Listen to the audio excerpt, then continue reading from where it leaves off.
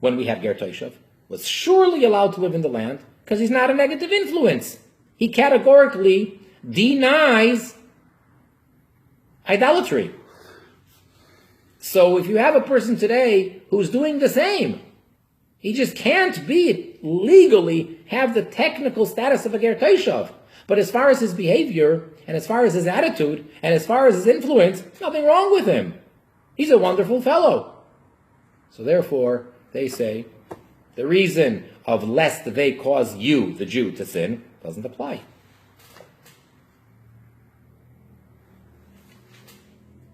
Since he behaves like a Ger Toshav.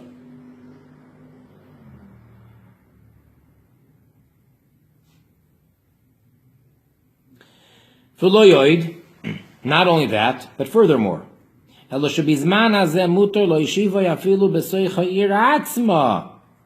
actually, according to some, nowadays there's a bit of a added bonus, if you will, or a leniency that didn't exist when we really had a proper Ger Toshav.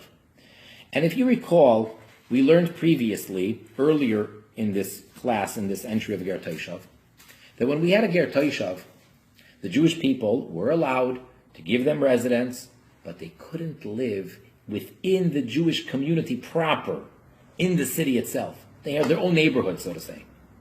But now that there is no Ger Toshav, he's actually allowed to live in the city proper. And the reason for that is because, and I say in quotes, unfortunately, the sanctity of the land is not like it used to be. Because we don't have all the Jewish people living there, so the level of sanctity that the land of Israel has is much less. And that has many applications, legally. You need to have all the Jewish people living there. And as long as you don't, so the land is holy, and many laws apply, but many don't. It's a different level of kedusha, of sanctity. So one reason why the Jewish people are not permitted to allow non-Jews to live there is not only because of their negative influence, but it's also because of the holiness of the land, that this land is God's gift to the Jewish people. Fine. So therefore there's limitations, and a Ger Toshav can only live here, not there. But now that the land is not on that level, so that restriction doesn't apply, and as long as the non-Jew is not a negative influence, he's like a Ger Toshav, he keeps Sheva Mitzvahs B'nei Noach, so he's even allowed to live where a Ger Toshav wouldn't have been able to live in the times of Ger Toshav.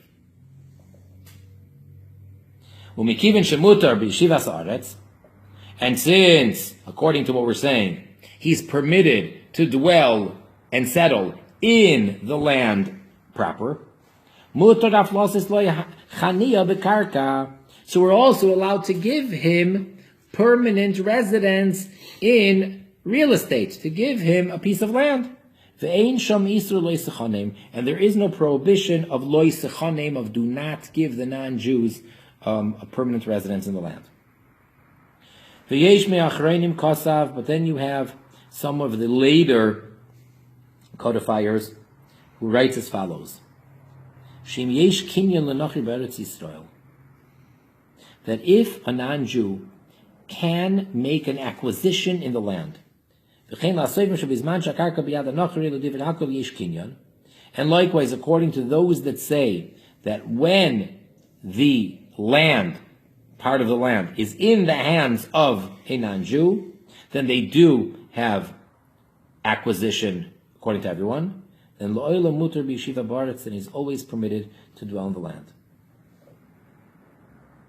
So really, it's controversial. Not everybody holds like this, but this is one approach. It becomes an issue, and it becomes really practical nowadays. For instance, by the Shemitah year, the sabbatical year every 7 years. So that still applies to a great degree, even in the time of exile, and even when we don't have the Jews living in Israel, and even when we don't have the Yovel. So to a great degree, the Shemitah, the sabbatical year, applies. And it becomes difficult to keep that mitzvah properly. Because basically, no one is allowed to reap of their own benefit, of their own fruits, of their own produce. Everything is supposed to be ownerless. For that 1 year, it's free for all. And so then the question is, how do you eat produce of the earth? So there are different ways around it. One way, which according to some modern day authorities is an acceptable solution. However, according to, I would say, most, not only in quantity, but in level of rabbinic authority, if you will, they maintain that this solution that I'm referring to is unacceptable. And that is to sell the land, at least for a year, to the non-Jew. And therefore, it doesn't have the sanctity. And the rules and the laws of Shemitah don't apply because it's not Jewish land. It's technically in the Holy Land, but it belongs to a non-Jew. Similar, for those of you that are familiar, with the concept of selling chametz on Passover. A Jew is not allowed to not only eat, but have, we've discussed this before, not only can a Jew not eat leaven, flour and water that has risen, but bread, he can't even own it. So what does he do? One way is to get rid of it all, but what happens if that's not too practical, or it's very difficult? The guy has a whole cellar of liquor, of vodka and whiskey, which is from grain. What is he to do? The person owns a bakery. He has shipments and shipments of flour, which is not kosher for Passover flour. May have some water mixed in or whatever. So there's a solution where traditionally now it's accepted every Jew sells his chametz to the non-Jew. And then after Passover, the non-Jew is kind enough to sell it back. In a similar way, in the year of Shemitah, the farmers, etc., some of them sell the property to non-Jews. Sounds like that solution would work. The problem is, are they indeed allowed to do such a thing? And most authorities say, no, it is forbidden. First of all, they're not, well, on many levels. But as far as our discussion right now, are they selling it to a Sheva Mitzvahs law-abiding person? Maybe.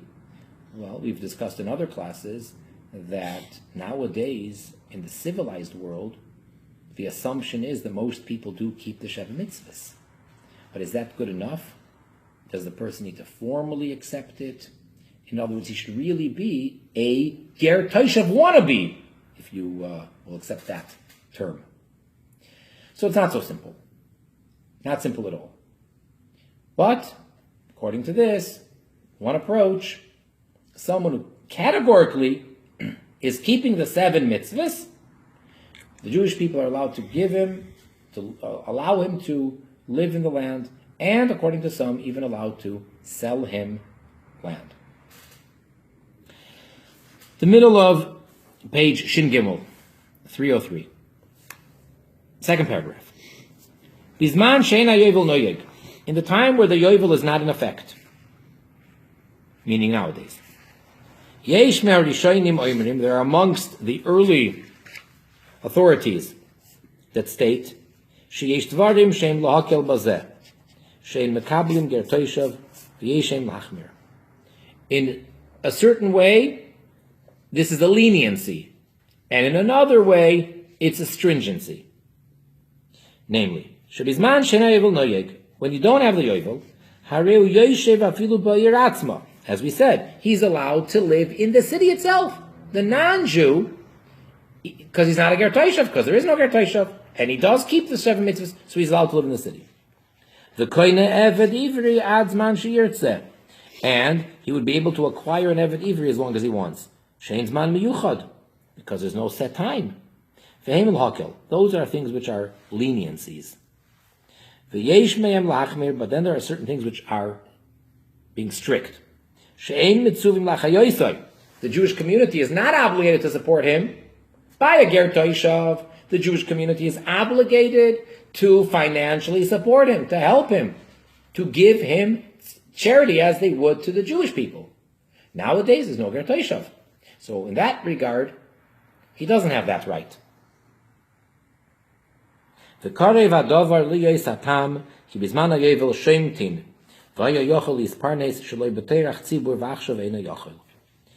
then he suggests, brings down the reason why would that have changed, why would that be so? So he says it's probably because in the times of the Yovel, so he would have been able to earn a livelihood without being a burden on the Jewish community. And now that doesn't apply. So it would really strain and burden the community, and therefore we're not obligated to do it because he's not a ger toishav. Next, this is the final paragraph on ger toishav here. Laseis matnas chinam l'mi shekibel olav me'atzmoi shlo yaved avodah zarah. Giving a gift, an unearned gift, a real gift, a present, for no good reason, just because I like you or whatever, not because you gave me a present, so now I kind of owe you a present. You know, there's certain things like there's certain things which are a social understanding. It's just accepted, and it can actually have a legal bearing at times. Let's say that when a person gets married, so his friends give him a present. All right, well, now one of the people who gave the present, now he's getting married. So any recipient has perhaps somewhat of an obligation, not just, being a nice guy, but he actually has to now give him the present in return. Or if someone did something for someone, and they didn't stipulate in advance that, look, I'm going to pay you this amount of money per hour or per job, but the guy did something for him. So he has to show some appreciation. So he's going to give him, a bottle of fancy wine, box of chocolate, I don't know, give him something as appreciation for the fact that he put time and effort and money. That's one type of a gift. But then you have what we're talking about, matnas chinam, that a person is giving it to the person and they did not earn it. I mean, in truth, of course, they earned it on some level, because the fact that they're such a nice person, otherwise why am I giving you a gift and not the other person? I'm giving you a gift, this neighbor of mine, because you're just so nice. But that's not very tangible or concrete. So it's called a matnas chinam, a free gift. As a rule, as a general rule, a Jew is not permitted to give such a gift to a non-Jew, to an oived avodah zarah, to an idolatrous non-Jew. Lo sechanem, can't give him a gift. Well, what happens when you have a non-Jew who took upon himself that he denies, categorically, rejects idolatry, and does not worship anything other than God Almighty Himself? There are those authorities that say it's still forbidden to give him a gift.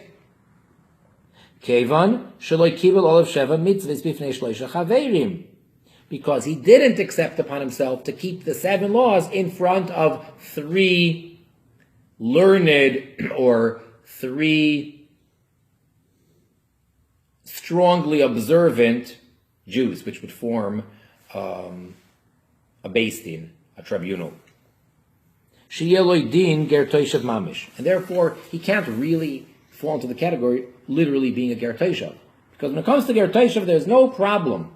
A Jew is surely allowed to give a ger toishav a free gift.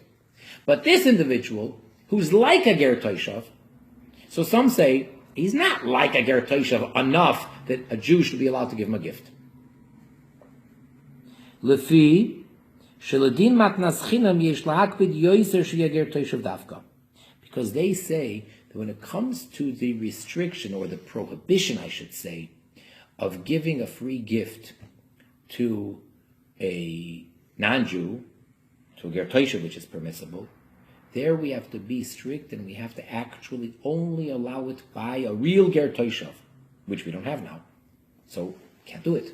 But otherwise, it has to be a ger toishav in order for the Jew to be permitted to give him a gift. Sharei, for behold, ha-Torah amra. The Torah states, oy machar l'nachri, or sell to a non-Jew, im kein kol shu adai nachri davka b'mechira mutar v'lei b'nesina. That means to say, as long as he's a non-Jew, he can be the highest level of a non-Jew. Law-abiding Sheva mitzvahs observer.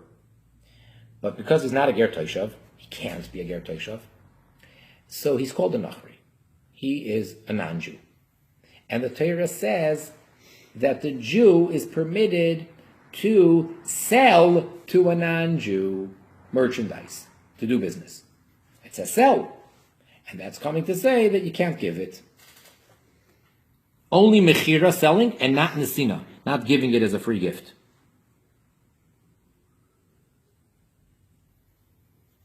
V'yesh cholukim, and then you have other authorities which disagree. The soivim, and they hold the shemutar lasis lahem matnas chinam, that it is permissible to give a free gift to a non-Jew that would be a ger toishav had we had ger toishav.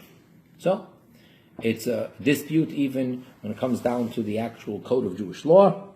There's an argument there which way it goes. And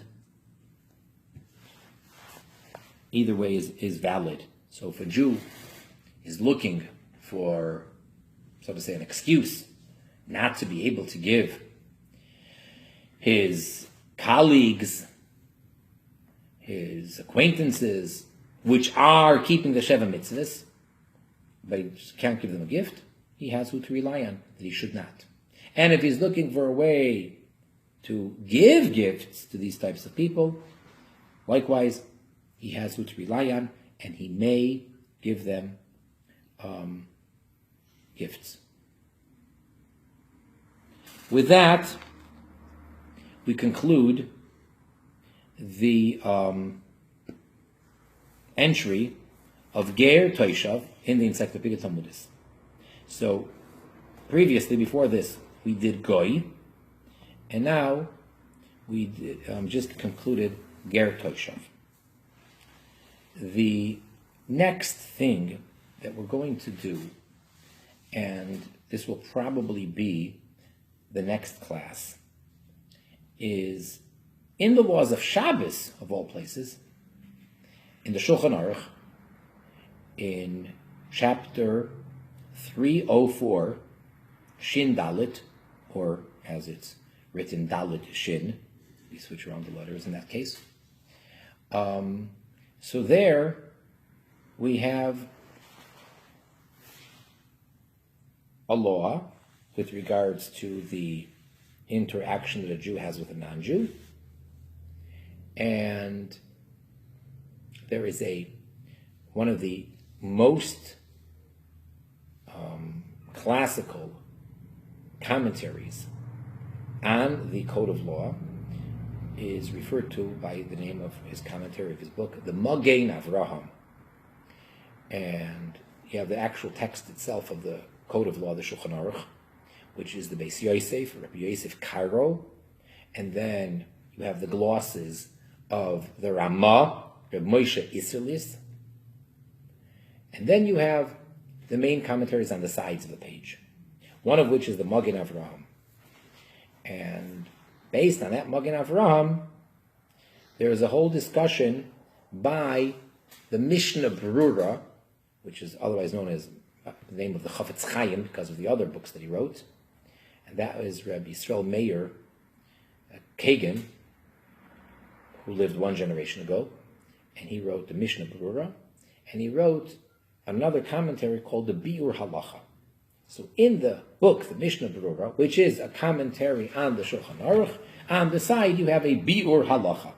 And it's a long piece where he discusses what can a Jew tell a non-Jew to do on Shabbos and what not, based on a statement made by the Magen Avraham.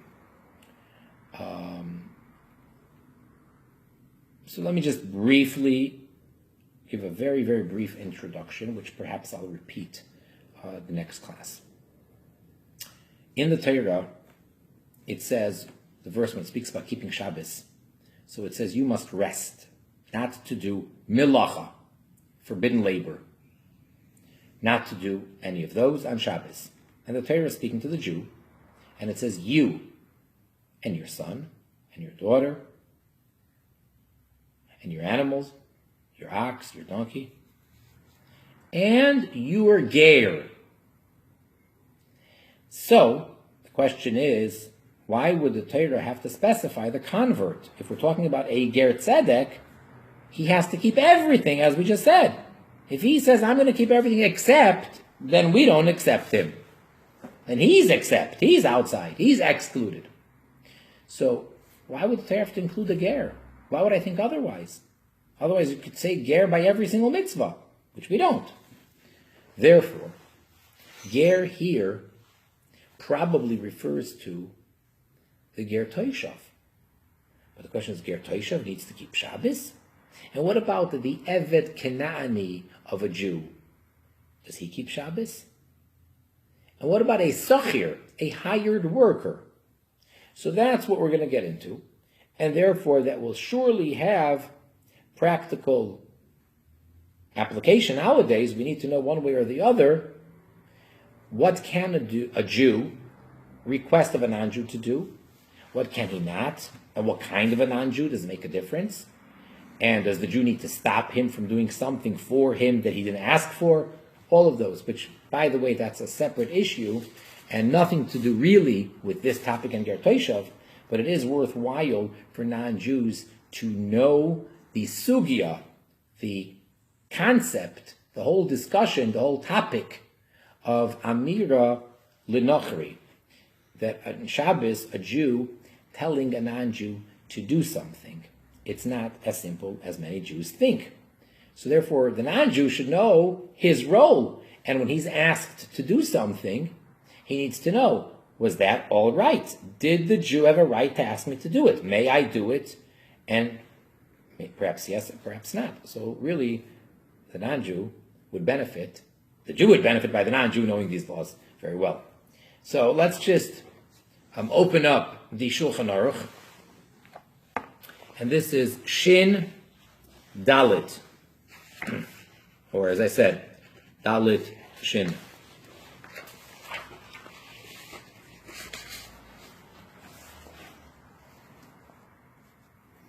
Now in general, the Shulchan Aruch, the Code of Jewish Law, which was written some close to 500 years ago, or so, only deals with laws that are applicable nowadays.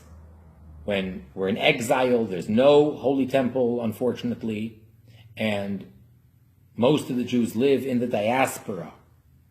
All the laws that deal with sacrifices and with the service in the holy temple, and anything that has to do with things that we cannot keep when we don't have the holy temple or Jews living in Israel, the Shulchan Aruch doesn't address. As opposed to, let's say, Maimonides, the Rambam, he takes all of Jewish law, all the 613 commandments, and he tells you all the laws of every mitzvah. The Shulchan Aruch, the Code of Jewish Law, is written for the Jew living in the time of exile. And yet, over here, in this one particular chapter, it seems like, for whatever reason, the Shulchan Aruch is addressing laws which apply when Jews own slaves. And that can't be nowadays. Jews don't own slaves nowadays, as we said. Be that as it may, which is interesting, why does the Shulchan Aruch then deal with these laws? So let me learn with you a little bit of the first halacha, the first law, here in chapter 304 in the Laws of Shabbos. The title is that the Shulchan Aruch gives, Alei ze Eved mitzuv al shvisa asay. Which Eved is the Jew commanded to see to it that he rests on Shabbos? Adam mitzuv al shvisas avdoi. A man is commanded to make sure that his Eved, which will soon describe what type of an Eved, a slave, his Eved is shoives, refrains from doing melacha. Shemol, if his Eved was circumcised, v'toval l'shem avdus, and he was immersed in a mikveh, he immersed for the sake of becoming an Eved. V'kibel all of mitzvahs hanoyagais be'Eved, and he accepted upon himself to do those commandments that are applicable to an Eved. See, an Eved Kanani, a non-Jewish slave, is going through a process of conversion. And actually, one of the early codifiers, one of the early commentaries, says that it's kitzas gerus, it's a little bit of a conversion. He's like becoming a little bit Jewish. Although generally speaking, we say there's no such thing as being a little bit Jewish. There's a process, and until the process is complete, the person is absolutely 100% not Jewish, and there's either a Jew or a non-Jew. Eved Kanani might arguably be an exception and be somewhere in between. He's surely not Jewish, but he's not a regular non-Jew. He had to be circumcised. He immersed in a mikveh not for the sake of becoming Jewish, but for the sake of becoming an Eved. And he accepted upon himself to keep all of the commandments that an Eved has to keep. So that type of an Eved, a Jew is obligated, biblically, to see to it that he does not work on Shabbos. But if he did not get circumcised and go to the mikveh, but rather, this non-Jew accepted upon himself to keep the Sheva mitzvahs, which is what we want everybody to be doing. He did not go to mikveh, he did not get circumcised, he need not do those. He took upon himself to keep the 7 Noachide commandments. Harehu ki ger toishav. Says the Shulchan Aruch, that person is like a ger toishav. We don't have a ger toishav. He can't be a ger toishav. But he is a ger toishav wannabe. Coulda be, shoulda be, woulda be. And that person is permitted to do melacha, forbidden labor, on Shabbos for himself. He can do whatever he wants, quote unquote, to desecrate the Shabbos for himself. But not for his master, not for his owner, not for the Jew that he belongs to. And all Jews, not just his master, but all Jews are forbidden to tell him to do any labor, any melacha on Shabbos for the sake of any Jew. And even someone who's not his master. Furthermore, now a third type of a non-Jew, how about if this non-Jew didn't take upon himself any mitzvah? Eladainu kusi gomur, but rather he's still an absolute goy. Dinoi shavel lekibel of sheva mitzvahs. Then his status, the legal status, is equal to the second type of a person that we mentioned, who accepted upon himself to keep the 7.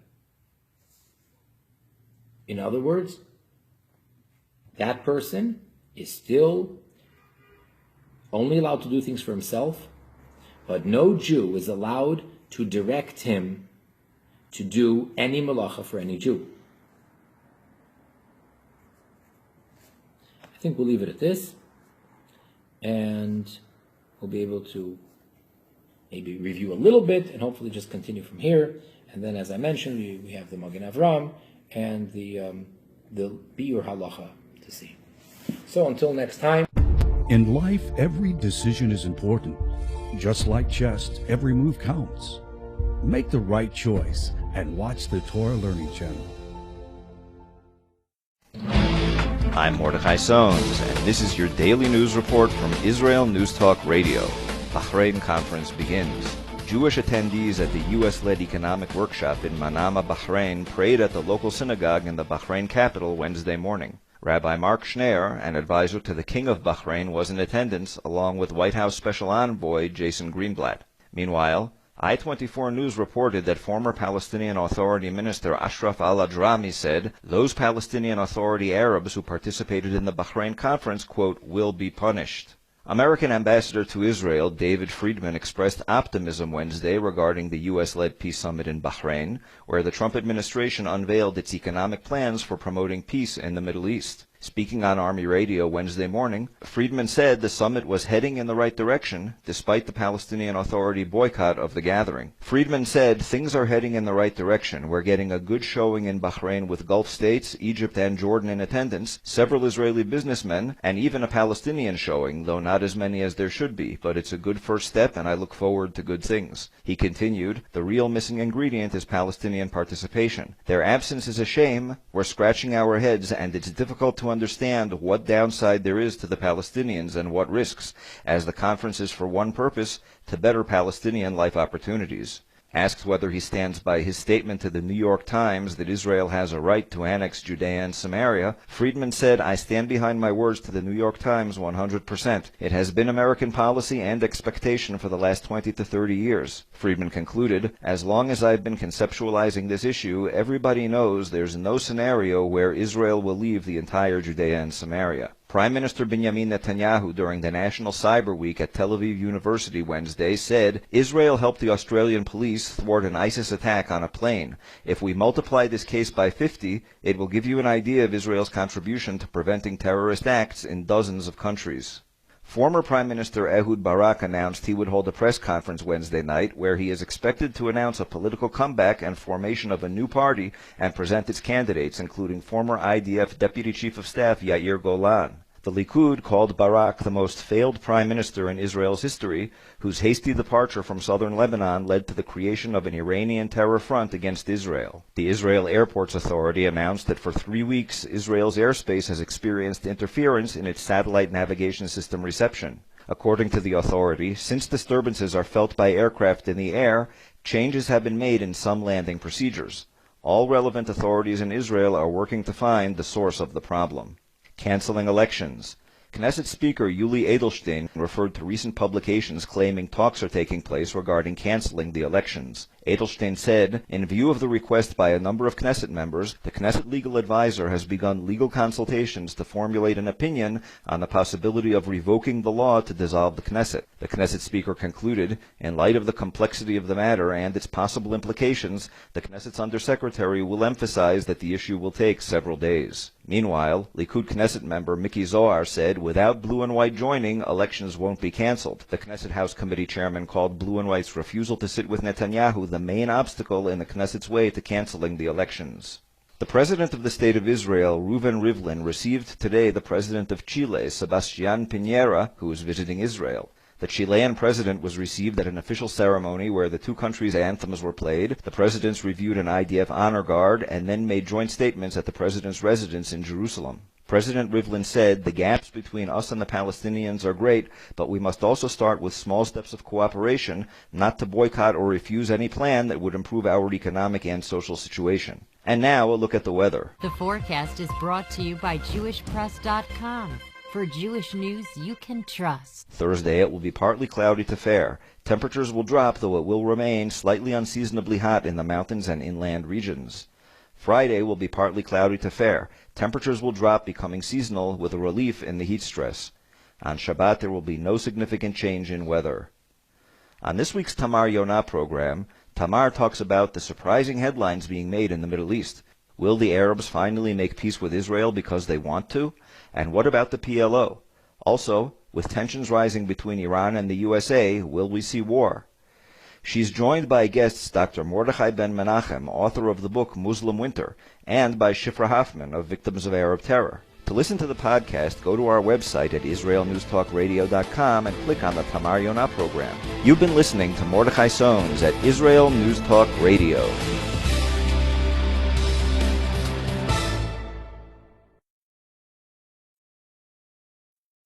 today we're going to be doing the last licks of Lamed. And we'll be concluding the first half of Psalm 119. This has taken us a long time. We're only halfway through. The nice thing is that although we're kind of on the last of Lamed, the message of what we're about to learn is that this never ends. That's how you define Torah. Torah's very definition, as we'll see, is the notion of its non-ending reality. That'll be a primary focus, Mitzvah Shem, of what we learn today.